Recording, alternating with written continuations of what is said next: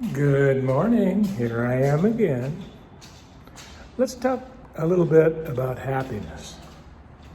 And I'm going to use for this example what I think causes unhappiness. And I'm going to use as a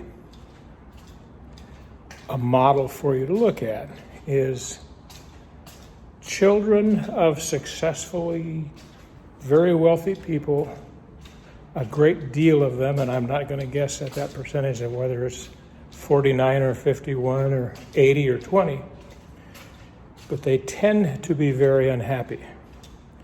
And the reason is the basic problems of life, such as food, shelter, and clothing, have been solved for them. Okay? So they don't have enough problems. So when you get to when you find someone around you who is unhappy, have them sit down with you and make up problems, create problems. It's this action of synthetically creating problems that they realize that they can become pan-determined, which is a term like if you were playing chess and playing both sides, the little black pieces against the white pieces, okay? That's kind of a definition of pan-determinism. But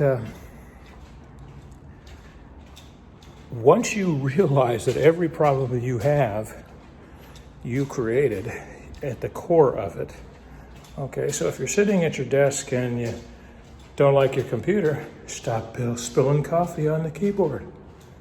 Why do you do that? If you hate your job, why is that? It's not challenging enough.